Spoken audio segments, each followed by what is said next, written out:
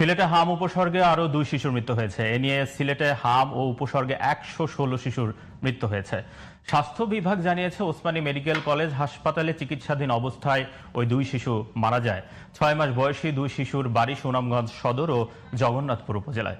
বর্তমান হাম ও উপসর্গ নিয়ে ওসমানী মেডিকেল কলেজ হাসপাতালে 69 জন ও শহীদ শামসুদ্দিন আহমেদ হাসপাতালে 102 জন রোগী ভর্তি হয়েছেন। এদিকে হাম ও ডেঙ্গুতে কোনো মৃত্যুর খবর না থাকলে ময়মনসিংহ মেডিকেল কলেজ হাসপাতালে হাম উপসর্গে গত 24 ঘন্টায় নতুন করে 21 জন ভর্তি হয়েছেন। আর ডেঙ্গুতে নতুন করে আক্রান্ত হয়ে হাসপাতালে ভর্তি হয়েছেন আরও 19 জন।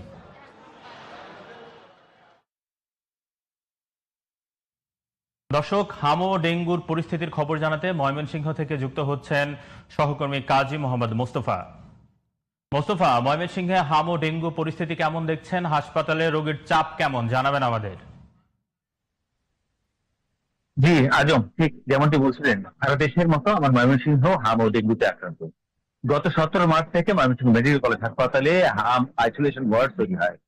এ পর্যন্ত হামে মৃত্যুবরণ করেছে 66 জন। গত 24 ঘন্টায় কোনো মৃত্যুর খবর নেই। তবে আর মৃত্যুর খবর নেই, তবে রোগী ভর্তি হচ্ছে, প্রতিদিনই রোগী ভর্তি হচ্ছে।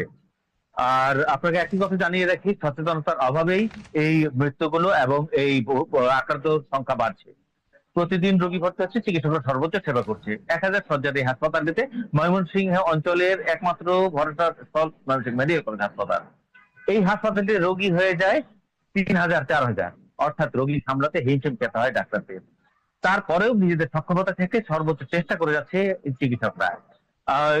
বারবার পেডিয়াট্রিক আইসিইউ এর কথা বলা হয়েছিল শুরু থেকেই, যে হামে পেডিয়াট্রিক আইসিইউ প্রয়োজন ছিল, আইসিইউ এর প্রয়োজন, এবং ডাক্তাররা বাবুল সিপ্যাপ দিয়ে চিকিৎসা চালিয়ে যাচ্ছে।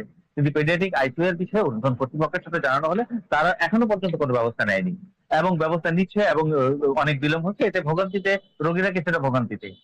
আর কেন বাড়ছে এই বিষয় নিয়েও রোগীরা উদ্বিগ্ন, এবং নতুন কোন এই হামের নতুন কোন ভ্যারিয়েন্ট হয়েছে কিনা অথবা নতুন কোনো ভাবে হয়েছে কিনা সেই বিষয়েও এটা আরো গবেষণার দরকার, এরকম মনে করছে রোগীরা এবং স্বজনরা। আর একটি কথা বলে রাখি, হামের টিকা ময়মনসিংহ অঞ্চলে শতভাগ উপরে সম্পন্ন হয়েছে। আর ডেঙ্গুর কথা যদি বলি, ডেঙ্গুর শুরু থেকেই সিটি কর্পোরেশন এলাকা এবং বিভিন্ন আশেপাশে বিভিন্ন জায়গায় পরিষ্কার পরিচ্ছন্ন অভিযান চলছে, এবং সিটি কর্পোরেশনের প্রশাসক তিনি প্রতিদিনই বিভিন্ন ওয়ার্ড গুলোতে মশা নিধন প্রোগ্রাম এবং মশার ওষুধ ছিটানো এবং পরিষ্কার পরিচ্ছন্ন অভিযান চালিয়ে যাচ্ছে। আর ডেঙ্গুতে ময়মনসিংহ মেডিকেল কলেজ হাসপাতালে পর্যাপ্ত মশারির ব্যবস্থা আছে এবং চিকিৎসা ব্যবস্থা রয়েছে ময়মনসিংহ মেডিকেল কলেজ হাসপাতালে। কিন্তু এই মেডিকেল কলেজটি ময়মনসিংহ অঞ্চলের আশেপাশের জেলা থেকে রোগী আসাতে প্রচুর রোগী বেড়ে যায়, এবং এইখানে চিকিৎসকরা তাদের নিজেদের সক্ষমতা থেকে যতটুকু প্রয়োজন ততটুকু দিয়েই তারা সম্ভব চিকিৎসা চালিয়ে যাচ্ছে।